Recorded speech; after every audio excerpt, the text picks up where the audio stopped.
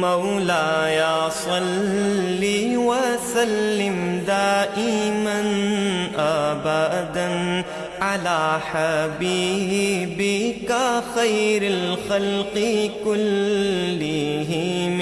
اعوذ باللہ من الشیطان الرجیم، بسم اللہ الرحمن الرحیم۔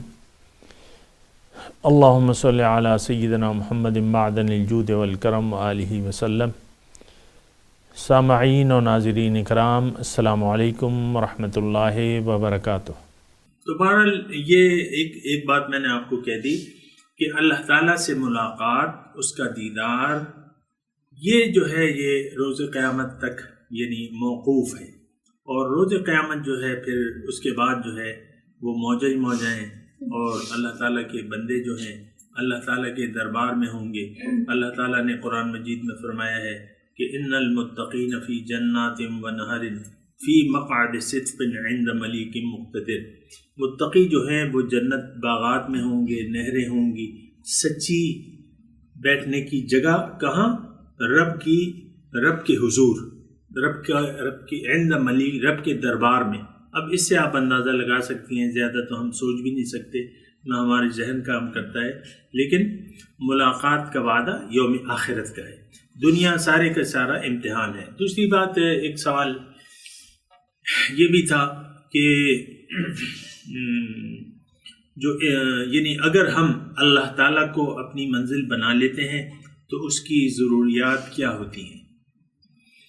تو اس کی ضروریات یہ ہیں کہ ایک تو یہ ہے کہ دیکھیں، اللہ یعنی سب سے پہلے زندگی کے مقصد کا ایک تعین ہے کہ ہمیں پتہ ہو کہ ہم نے کیا کرنا ہے، کدھر جانا ہے۔ منزل کا پتہ بالکل واضح اور صحیح ہونا چاہیے۔ اگر منزل کا انتخاب آپ کا کچا پکا ہے تو پھر آپ کہیں نہیں جا سکتے، نہ تین میں نہ تیرہ میں، آدھا تیتر آدھا بٹیر ہوگا تو اس کا کوئی نتیجہ نہیں ہوتا۔ یہ بات نوٹ کر لیں۔ اللہ تعالیٰ نے قرآن میں فرمایا ہے کہ الا للہ الدین الخالص، کہ دیکھو دین جو ہے، زندگی اللہ کے لیے خالص کر لو۔ اللہ تعالیٰ نے یہ بھی فرمایا ہے کہ وَاعْبُدُوا اللَّهَ وَلَا تُشْرِكُوا بِهِ شَيْئًا، اللہ کی بندگی کرو اور اس کے ساتھ کسی کو بھی شریک نہ کرو۔ بہرحال سب سے پہلے تعین ضروری ہے مقصد حیات کا، بہت واضح ہونا چاہیے، بہت پکا ہونا چاہیے۔ کسی کو نہیں پسند اللہ کی ملاقات تو وہ کوئی اور اپنا راستہ اپنا لے، کوئی اور اپنی منزل بنا لے۔ اور اگر کسی کا پکا یقین ہے کہ ہاں اللہ کا وعدہ سچا ہے اور میں نے دنیا کے بعد میری دوسرا گھر جو ہے وہ یوم آخرت ہے، اور آخرت کے دن جو ہے ملاقات کا دن ہے، تو پھر یہ ہے کہ جب منزل کا آپ نے تعین کر لیا، پھر کرنا کیا ہے؟ پھر اللہ کے راستے پر چلنا ہے۔ یہ بات اچھے طریقے سے نوٹ کر لیں۔ بعض لوگ شریعت کو اہمیت نہیں دیتے، یعنی آپ دیکھیں کیا مرد اور کیا خواتین سب جو ہے الٹی چال چل رہے ہیں، خواہشات نفس کے، دین کی اپنی اپنی تشریحات بنا لی ہیں، دین کا نام لے کے بے دینی کے راستے پر چل رہے ہیں۔ بے دینی کا مطلب یہ ہے کہ اپنی مرضی سے، یہ نہیں کہ کسی کوئی شراب ہے یا کوئی جوا ہے، یا نہیں۔ بے دینی کا راستہ کیا ہے؟ خواہشات نفس کا راستہ، کہ آپ خود فیصلہ کریں اپنے زندگی کے کاموں کا کہ میں نے کیا کرنا ہے۔ یہ کیا ہے؟ اس کا نام بے دینی ہے۔ یہ بات نوٹ کر لیں۔ آپ خود فیصلہ کریں کہ میں نے شوہر سے کس طرح بات کرنی ہے، میں نے کس ڈھنگ کا لباس پہننا ہے، کیسا پہننا ہے، کس چیز کا پردہ کرنا ہے میں نے۔ اگر یہ آپ نے فیصلوں کا اختیار اپنے ہاتھ میں لے لیا تو اس کا نام ہے بے دینی۔ یہ بات اچھے طریقے سے نوٹ کر لیں۔ یہ دین نہیں ہے، یہ آپ کی خواہشات نفس ہیں۔ پھر جو مرضیاں کرے، آپ توقع نہ رکھیں، یعنی آخرت میں کامیابی کی پھر توقع نہ رکھیں۔ پھر ٹھیک ہے 50-60 سالیں گزر جائیں گے، پھر دیکھا جائے گا۔ تو شریعت اللہ کا دین جو کہ قرآن میں ہے، جس کی وضاحت حضور نے فرمائی ہے اور جس کا طریقہ بھی ہمیں حضور صلی اللہ علیہ وسلم نے بتایا ہے، تو اس طریقے کے مطابق پھر آپ کو چلنا ہے۔ ہاں ضروری ہے یہ بات کہ یہاں پہ آپ ایک اپنے رہنما کا انتخاب کر لیں۔ یہ جب میں رہنما کہتا ہوں تو یہ میری خواہش نہیں ہے یہ قرآن پاک کا حکم ہے. اللہ تعالیٰ ہمیں فرماتا ہے کہ اے ایمان والو اللہ کا تقوی اختیار کر لو اور سچوں کی معیت اختیار کر لو، ان کے ساتھ مل جاؤ، ان کے ساتھ رل مل ہو جاؤ. یعنی آپ دیکھیں، یہاں تھوڑا سا میں آپ کو یہ کہوں کہ ہر انسان جو ہے، یعنی مثال کے طور پہ کالج میں آپ کوئی بندہ کالج میں پڑھتا ہے تو وہاں اپنی دوستیاں بنا لیتا ہے، اور پھر وہ دوستیاں جو ہیں وہ پکی ہوتی رہتی ہیں. کبھی کینٹین میں ایک صاحب چائے پلا دیتے ہیں، کبھی دوسرے، اور پھر بات چیت ہوتی ہے اور گپ شپ کی محفلیں ہوتی ہیں، یعنی جو سبق کے علاوہ. تو یہ اس طرح وہ رل مل جاتے ہیں کہ بھئی تم تو میرے فرینڈ ہو، بیسٹ فرینڈ ہو میرے. تو اس طریقے سے اہل اللہ سے آپ کا تعلق ہونا چاہیے کہ آپ ان کو اپنے آپ سے الگ نہ سمجھیں، ان کی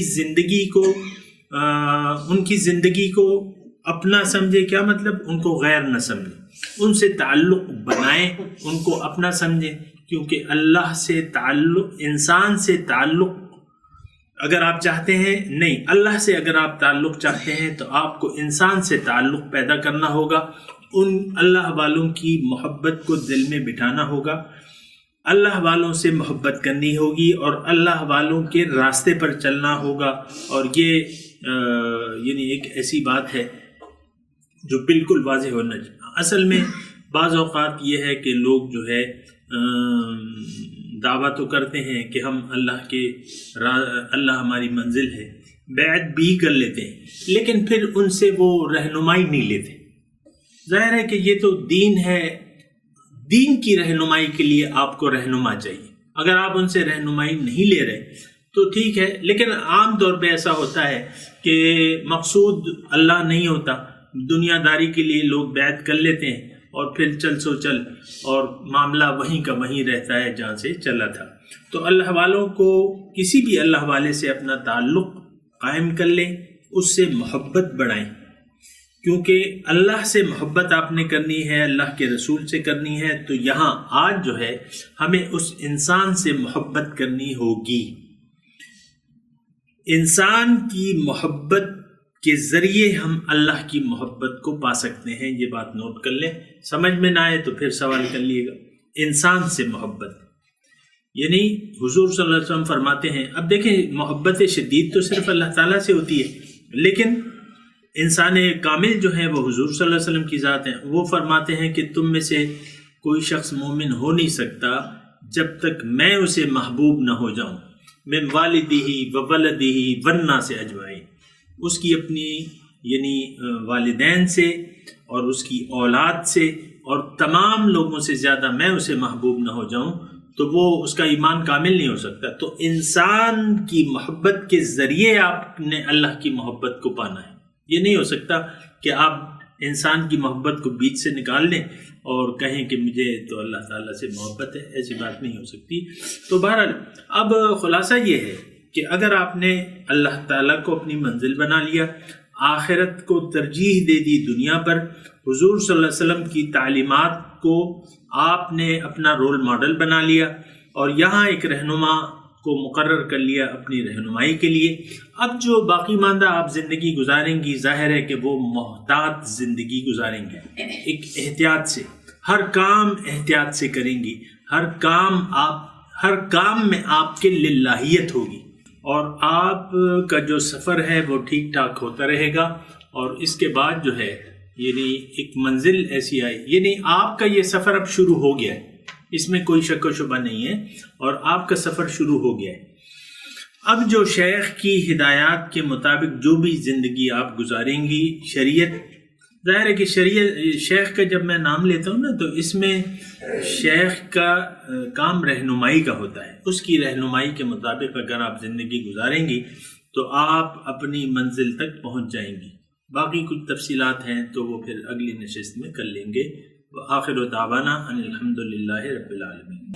مولایا صلی وسلم دائما ابدا على حبیبک خیر الخلق کلہم.